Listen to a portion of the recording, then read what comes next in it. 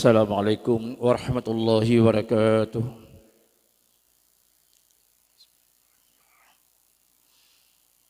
Hamdan syukurillah, salatan wassalaman ala rasulillah. Asyhadu an la ilaha illallah wahdahu la syarikalah, wa asyhadu anna sayyidana wa nabiyyana Muhammadan abduhu wa rasuluh. Pertama-tama selalu kitanya mengucap puji dan syukur kepada Allah Subhanahu wa taala. Juga selawat dan salam kepada Rasul kita Muhammad sallallahu alaihi wasallam dan kepada keluarga, para sahabat sekalian. Hadirin sidang jamaah Jumat yang dimuliakan oleh Allah Subhanahu wa taala. Alhamdulillah, kita pada saat ini sedang berada di salah satu bulan Rabiul Awal yang dimanapun umat Islam, bulan-bulan yang menggembirakan, yang dengan bermacam ragam memperingati hari lahirnya baginda Rasulullah sallallahu alaihi wasallam. Apakah dengan mengadakan pengajian? Apakah dengan mengadakan zikir-zikir maulid? Apakah dengan menyantuni daripada anak yatim? Yang pada dasarnya semua itu yang kita lakukan adalah karena cintanya kita kepada Rasulullah sallallahu alaihi wasallam. Karena Rasul juga menyatakan dalam sebuah hadis, la yu'minu ahadukum hatta yakuna Allah yakuna Rasul ahabba ilaihi mimma siwahuma. Tidak sempurna iman seseorang itu apabila dia tidak menjanji Allah dan Rasul melebihi cintanya kepada yang lainnya. Alhamdulillah, umat Islam pada hari ini, apakah itu di kota, di dusun, di kampung dan sebagainya, yang dulunya kita mengenal kadangkala memperingati maulid itu hanya setahun sekali, tetapi pada hari ini kadangkala kita melihat ada maulid yang diadakan di rumah pribadi, ada maulid yang diadakan di menasah, ada maulid yang diadakan di masjid, ada maulid yang diadakan di kampung dan sebagainya. Hadirin sidang jamaah mulia Allah Subhanahu wa taala. Tetapi yang paling penting buat kita pada hari ini momentum daripada kita memperingati maulid.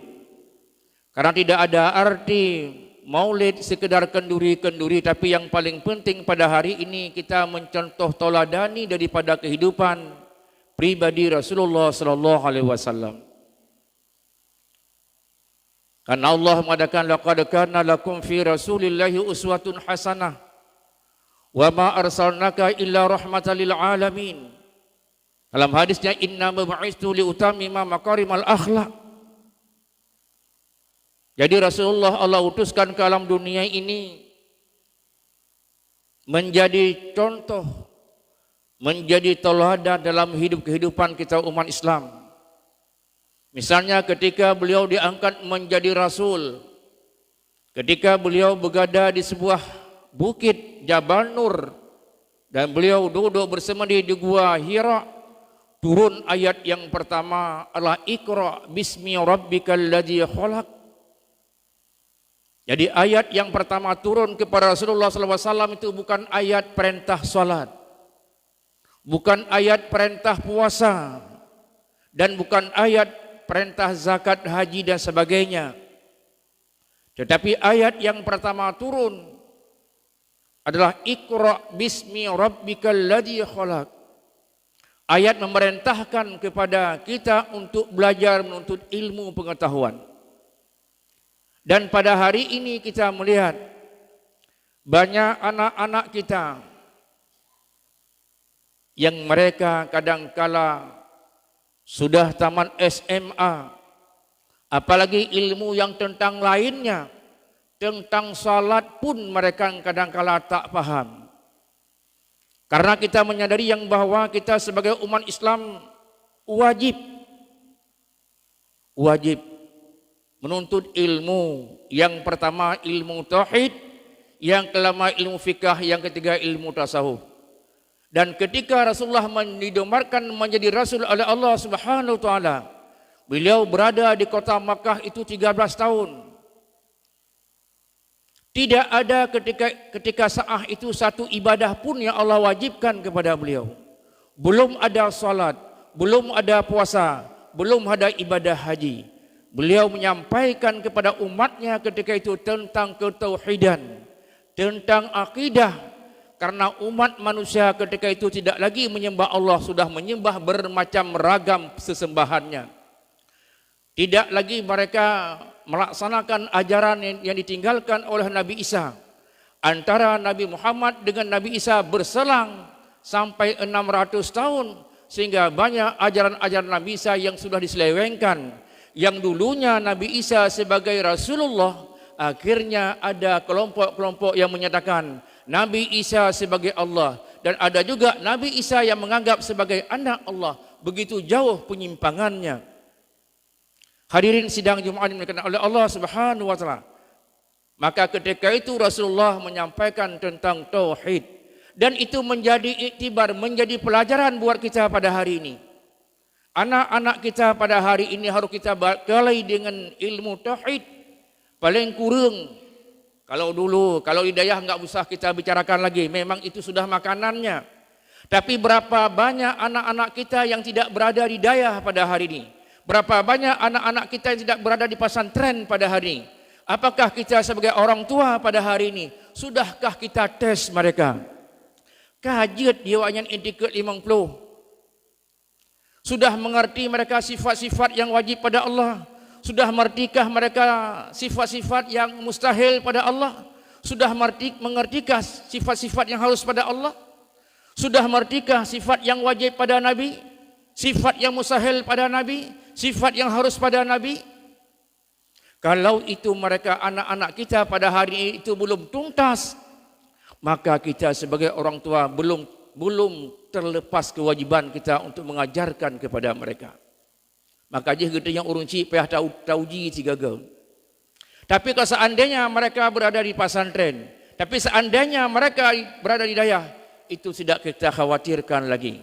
Maka oleh karenanya, apapun dia sekolah, silakan dia SD, silakan dia SMP, silakan dia di SMA. Karena banyak orang tua yang pada hari ini kalau orang tuanya, kalau dia disekolahkan di sekolah agama, kalau dia diantarkan ke daya di pesantren dan sebagainya, banyak orang tua mengkhawatirkan masa depan hidupnya. Padahal masa depan kita sebagai orang Islam, sebagai orang yang beriman, Allah sudah mengabarkan di sana wal akhiratu khairu wa abqa. Negeri akhirat, negeri yang baik dan negeri yang kekal baqa. Itulah negeri yang lebih bagus, yang lebih baik. Tetapi kebanyakan kita orang tua pada hari ini itu kita abaikan. Hadirin sidang jamaah. Maka oleh karenanya kita pada hari ini umat Islam sudah tersentuh dengan penyakit-penyakit. Paling kurang ada 4 penyakit yang menyentuh umat Islam pada hari ini. Yang pertama sekali penyakit bodoh, penyakit jahil. Bukan jahil di segi pengetahuan, tetapi kita jahil di bidang agama kadangkala.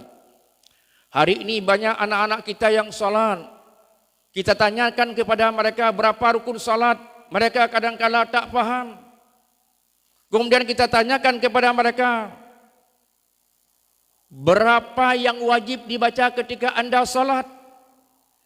Mereka faham kadangkala yang wajib kita baca yang pertama takbiratul ihram, yang kedua al-Fatihah, yang ketiga tahiyat akhir, yang keempat selawat dalam tahiyat akhir, yang kelima salam, itu mesti dibaca. Kemudian berapa syarat sah apa yang kita baca tersebut? Nyankah nama boleh? Karena setiap rukun baca ada syarat-syarat per rukun itu syarat sah baca. Paling kurang kalau kita melihat dalam kitab itu sampai 12 syarat rukun baca. Apabila salah satu syarat tertinggal maka rukun yang 5 itu enggak sah bacaan yang kita baca. Yang pertama ketika kita membaca jangan menambahkan huruf. Misalnya yang paling mudah kita pahami takbiratul ihram itu wajib dibaca. Jangan ditambah huruf. Oh, mana mungkin ditambah, kadang-kala terjadi penambahan huruf. Misalnya kita baca yang benar Allahu Akbar. Tapi ada orang yang membaca takbir karena hanai tamang niat, gepa panjang. Kan ba Allah gepa panjang. Tapi Allahu Akbar. Apabila diba itu kita panjangkan, maka sudah bertambah huruf harif satu. Nyan kasib ngenyan manteng ka batia semayang. Kemudian jangan kita kurangkan hurufnya. Jangan kita kurang hurufnya. Mulai apakah itu takbir, apakah itu Al-Fatihah, apakah itu tahiyat, apakah itu selawat, apakah itu salam. Jangan dikurangi huruf. Bagaimana terjadinya pengurangan huruf? Misalnya dalam surah Al-Fatihah, bacaannya yang benar Bismillahirrahmanirrahim. Him itu panjang. Dalam kaidah tajwid dikatakan dengan mad arid disukun. Paling kurang panjangnya 1 alif, bagusnya 3 alif. Ternyata kita tidak membaca demikian. Kita baca Bismillahirrahmanirrahim. Alhamdulillahirabbil alamin. Ar-Rahmanir-Rahim. Yang setiap gedanya tapi akhir ayat maka terjadinya hilangnya huruf ya satu. Apalagi 7 buah huruf tinggai, sabah huruf tinggai, nyan kahabatia semayang. Kemudian ketika kita baca rukun baca, jangan sekali-kali menukarkan huruf antara satu huruf dengan huruf yang lain. Ba'da tukar huruf. Bagaimana pengertian menukarkan huruf? Misalnya kita baca Bismillah. Bismillahirrahmanirrahim. Ha. Yang kena urutnya ha pedas. Ha. Ternyata bukan ha yang kita baca. Bismillahirrahmanirrahim kita baca. Tertukar huruf, batal sembahyangnya. Kemudian yang keempat, setiap huruf yang kita baca, mulai dari takbir, Al-Fatihah, tahiyat, selawat dan salam, harus didengar oleh telinganya sendiri. Bedeh dah dengar ke derawat. Kadang-kadang nak orang baca takbir, hanabeh dengar Allah Akbar. Hu hanadu. Gak kedengaran hu-nya. Maka apakah itu takbir? Apakah itu Al-Fatihah? Kalau kita tanyakan kepada mereka, padumbo huruf Al-Fatihah. Be'ele huruf Al-Fatihah, tiang masjidnya tanya han duduk. Lun pe han duduk. Berapa tiang masjid? Apalagi huruf Al-Fatihah. Jadi satu huruf salah, satu huruf tertinggal, satu huruf bertambah. Bagaimana bertambah huruf? Yang tidak panjang kita panjangkan. Yang hana panjang kita baca panjang. Ya, itu sudah bertambah huruf alif satu. Maka oleh karenanya penyakit kita pada hari ini, apalagi kami mendengar tadi oleh panitia masjid mengumumkan ada pengajian yang gurunya didatangkan dari kota Langsa, Abana Murdani. Tetapi pada hari ini kita melihat di mana-mana sangat-sangat sedikit yang belajar. Malah yang belajar di sana juga orang tu yang ikut pengajian isi deh pih urangnya, ho yang kita kalian urangnya, yang hanaja memang hana. Maka oleh karenanya dengan momentum memperingati Maulid pada hari ini, baik sampai umat Muhammad, Rasul kita Muhammad SAW bangga dengan umatnya yang begitu banyak dibandingkan dengan rasul-rasul yang lain. Tetapi beliau nanti malu. Pakan malai lebih dalam neraka ketimbang dalam surga. Kenapa demikian? Karena gedenya tak ibadah. Karena tugas gedenya sebagai manusia. Wa ma khalaqtul jinna wal insa illa liya'buduni. Allah ciptakan manusia ini untuk beribadah. Beribadah itu harus didasarkan dengan ilmu. Banyak kita beribadah, rajin kita beribadah, salat sunat, puasa sunat, haji wajib, haji sunat dan sebagainya. Tapi kalau semua amalan itu tidak didasarkan dengan ilmu, maka a'maluhu maraduratun, amalan itu ditolak oleh Allah Subhanahu wa taala. Tolak. Ataupun banyak ilmu yang kita kuasai tapi tidak kita amalkan, maka kedua-dua hal itu tidak ada manfaat sama sekali. Cuman bagaimana yang seharusnya berilmu dan beramal. Maka kita melihat sesudah Rasulullah turunnya ayat Iqra' bismi rabbikal ladzi kapan turun ayat perintah salat? Perintah salat behana salun pada tahun ke-12. Pada tahun ke-12 kerasulan, maka Allah Subhanahu wa taala memanggil Rasulullah yang namanya peristiwa Isra dan Mi'raj yang Allah abadikan dalam Al-Quran. Subhanalladzi asra bi'abdihi laila minal masjidil haram ilal masjidil aqsal ladzi barakna haulahu linuriyahu min ayatina innahu huwas samiul basir. Itu terjadi pada tahun yang ke-12. Ketika beliau Isra Mi'raj, ketika itulah Allah wajibkan ibadah salat. Coba bayangkan 12 tahun sesudah perintah ayat untuk belajar, 12 tahun kemudian baru kita diwajibkan salat. Kemudian ketika beliau pulang dari Isra Mi'raj, sebenarnya pada saat itu masih ada waktu subuh, tetapi beliau tidak melaksanakan salat karena belum datang guru daripada Rasulullah. Siapa mereka? Malaikat, untuk disampaikan bagaimana bentuk cara salat. Kemudian Rasulullah mengajarkan kepada sahabat, sahabat mengajarkan kepada tabi'in dan sampai kepada kita pada hari ini. Maka Nabi mengatakan, "Shallu kama ra'aitumuni usalli." Sembahyang olehmu sebagaimana aku sembahyang. Oh, getanya hana udip pada saat Rasulullah, tidak ada hidup pada saat sahabat. Maka ulama-ulama, abu-abu getanya di bauronyo, al ulama warisatul anbiya. Ulama itu pewaris Nabi. Maka kita tanyakanlah kepada mereka, karena kita takut. Getanya yang paling kita takuti bauronyo lah bukan takut kepada virus, tapi tak khawatirkan, tak takuti kepada getanya. Takut ketika mati getanya, hana amalan kita ditolak oleh Allah Subhanahu wa taala. Kemudian yang paling kita takuti pada hari ini, manusia mandum getanya le dosa, baik dosa raya ataupun dosa ubud, dosa yang zahir ataupun dosa-dosa yang kita sembunyikan. Selalu kita ucapkan istighfar, astaghfirullahal azim, tetapi dosa kita tidak diampuni oleh Allah Subhanahu wa taala. Dan di penghujung kehidupan getanya, yang paling getanya takuti adalah meninggal getanya di luar keimanan. Maka salah satu rukun khutbah dibaca selalu oleh urus jemaat, ittaqullah haqqa tuqatihi wa la tamutunna illa wa antum muslimun. Takut kamu kepada Allah dengan sebenar-benarnya takut. Takut getanya kepada Allah, karena Allah Maha segala-galanya. Menyagetanya hantatim ibadah ataupun beribadah tidak berdasarkan dengan ilmu yang kita miliki, maka amalan itu ditolak oleh Allah Subhanahu.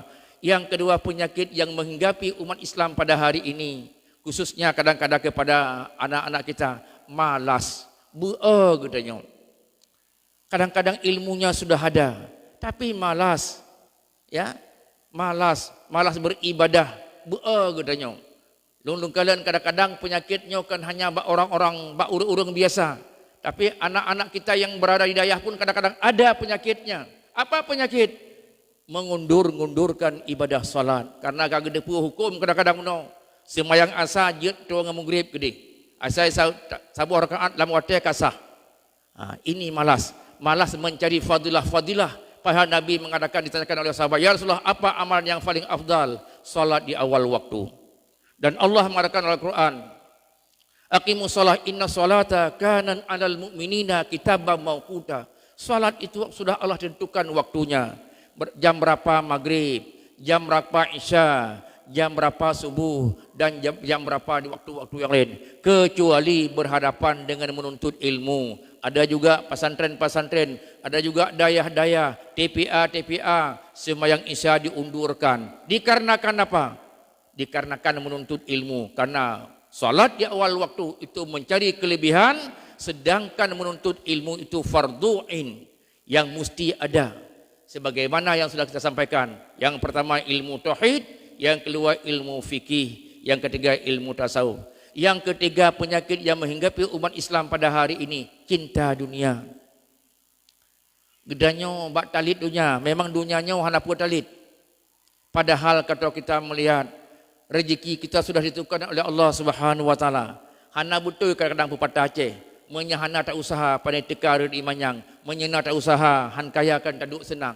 Ada orang-orang yang pada hari ini tidak bekerja, tidak berusaha. Mereka tidak buka tambak, mereka tidak buka toko, mereka bukan seorang pejabat, Tetapi kita melihat mereka hanya beribadah kepada Allah Subhanahu wa taala, tapi rezekinya Allah memberikan berlimpah-limpah. Karena gedanya menuh hana yakin tu. Yakin gedanya harta itu dapat dengan kita kejar. Harta itu dapat dengan kita bekerja. Padahal hak-hak gedanya kau ditentukan oleh Allah Subhanahu wa taala. Nekalan wate urung meninggai, gepegak pengumuman itu umum. Sudah meninggal seorang hamba Allah. Yang bahasa Aceh, kabeh rezeki si dodro urang. Kabeh rezeki. Nya rezeki gedanya mantang, maka gedanya han mati. Apabila rezeki gedanya han ale, nyan dak ta impus pun, dak ta titep ialam kerongkongan han tertelan le pakan karena kan hak gonya le. Maka oleh karenanya gedanya silakan tuntut dunia. Silakan, tetapi yang paling penting bak uronyo, pertama tugas belajar gedanya. Ya, lebih-lebih kadang-kadang gedanya ka tuha-tuha baca ka gengsi teh dia ikut beut. Pakan gengsi, hana mangat dia ikut beut, tengku muda taat mendang. Lebih tuha gedanya ngan tengku, hana mangat karena tengku muda taat mendang. Tapreh tuha tengku ka mati gedanya. Bekeput tuha gedanya kadang-kadang hana tuha. Digoknyan buno dak muda tapi kagak tuha. Karena gedanya tuha kan bermacam tuha gebega. Na tuha karena bungkuk, na tuha karena batuk kuno, na tuha karena tuha terus hak 70 tahun umur ge. Ka tuha. Nyokeun kadang-kadang karena batuk di bisi ka bungkuk gebega tuha kan. Tapi yang get adalah tuha terus, tuha ibadah kepada Allah Subhanahu wa taala. Yang kepeut gepegah penyakit yang bagedanya uronyo, kita sangat menggantungkan diri kepada makhluk. Hanale mengantungkan diri. Ingat COVID, ingat masker. Bukan ingat COVID, ingat Allah. Ingat COVID, ingat masker. Seakan-akan masker itu mampu mencegah COVID. Ya, pakan tengku orangnya sang tersenyum-senyum tahan kiban panen kalinya mantap. Letak seki pun nebuh. Pupuk pulan, belum semprot dengan pulan. Jadi kita tidak lagi menggantung kepada Allah yang memberikan rezeki, tapi kita sangat tergantung kepada bos droko aman kadunya, aman pakan bos lonyo ka sukses. Menyebos droko ka mantap, insyaallah droko pin mantap. Jadi sangat bergantung. Maka gepegah di urang Aceh, berpeganglah, bergantunglah pada tali yang tidak putus. Bersandarlah pada dinding yang tak runtuh. Tak menggantung ba Allah. Di mana kita bersandar? Bak dinding yang tak runtuh itu Allah Subhanahu wa taala. Kalau getanya sudah demikian, insya-Allah kehidupan getanya tidak akan goyang lagi. Apapun yang Allah berikan kepada ini, ada hikmah di balik itu. Seperti COVID pada hari ini. Yang lengkalan COVID-nya kan bala.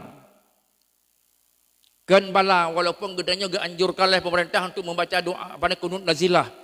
Disunahkan membaca doa tulak bala. Nyalonkalan kan bala. Tapi nyalonkalan COVID-nya adalah peringatan kepada orang-orang yang meninggalkan perintah Allah pada hari ini, ataupun dicoba adalah kepada orang-orang yang kokoh imannya pada hari ini. Nyanken bala. Yang bala tahsid sirara urang yang sibuk gemetar rezeki getinggai sembayang nyan bala bagi gonyan. Pakan bala karena gemurukai oleh Allah Subhanahu wa taala. Sehat ge hana dipergunakan sehatnya untuk mengabdi kepada Allah nyan bala. Karena gepegahi Nabi, la tazulu qabda 'abdin yaumal qiyamah hatta yus'ala an umrihi. Tidak akan bergerak selangkah pun manusia di yaumil qiyamah yang matahari sejengkal dengan kepala sebelum dia mempertanggungjawabkan nikmat-nikmat yang Allah berikan kepada kita. Urutnya nikmat mata, getanyang oleh Allah tidak gratis. Nikmat lidah akan Allah pertanyakan ke mana? Nikmat sehat, nikmat tangan semuanya. Karena nikmat yang Allah berikan kepada kita pada hari ini, haid terhitung. Wa in ta'addu ni'matallahi la tuksuha. Apabila anda hendak menghitung nikmat Allah, sungguh tak mampu terhitung. Dan ibadah gedanya hana gecok manfaat oleh Allah Subhanahu wa taala. Hana gecok manfaat kedua tu. Ibadah kita kepada Allah, Allah akan membalas dengan surga. Hana tak ibadah kepada Allah, Allah akan membalas neraka. Maka apapun dalam hidup kehidupannya gedenya, urangnya gedenya tak cinta atasan gedenya. Kita cintai anak kita cintai istri kita. Ingat, apapun yang kau cinta pasti akan terpisah. Demikian juga apapun yang kita lakukan pada hari buat aju, silakan. Tapi ingat, apapun yang kita lakukan pada satu saat akan kita bertanggungjawab di hadapan Allah Subhanahu wa taala. Amin ya rabbal alamin. Alhamdulillah, alhamdulillahilladzi syarafana bi khatimin nabiyyin izkunna khaira ummatin ukhril alamin. Asyhadu an la ilaha illallah wahdahu la syarikalah wa asyhadu anna sayyidana wa nabiyyana Muhammadan abduhu wa rasuluh. Allahumma salli wa sallim ala sayyidina Muhammad wa ala alihi wa sahbihi ajma'in. Amma ba'du fa ya ibadallah ittaqullah haqqa tuqatih wa la tamutunna illa wa antum muslimun. A'udzu billahi minasyaitonir rajim. Bismillahirrahmanirrahim. Wal 'asri innal insana lafi khusr illa alladziina aamanu wa 'amilus solihati wa tawassaw bil haqq wa tawassaw bis sabr. Barakallahu li wa lakum fil Qur'anil 'azim wa naf'ani wa iyyakum bima fihi minal ayati wa dzikril hakim. Wa taqabbala minni wa minkum tilawatu innahu huwa ghafurur rahim.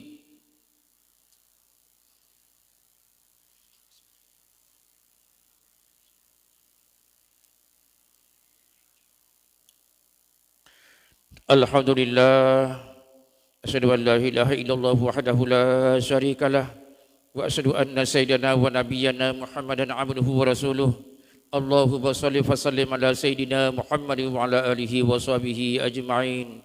Amma ba'du fa ya ibadallah ittaqullah haqqa tuqatih wa la tamutunna illa wa antum muslimun. A'udzu billahi minasyaitonir rajim. Bismillahirrahmanirrahim. Qul huwallahu ahad. Allahu samad. Lam yalid wa lam yulad wa lam yakun lahu kufuwan ahad. Allahumma ighfir lil muslimina wal muslimat wal mu'minina wal mu'minat al ahya'i minhum al amwat bi rahmatika ya arhamar rahimin. Rabbana atina fid dunya hasanah wa fil akhirati hasanah wa qina azabannar. Ibadallah wa la zikrullahi akbar.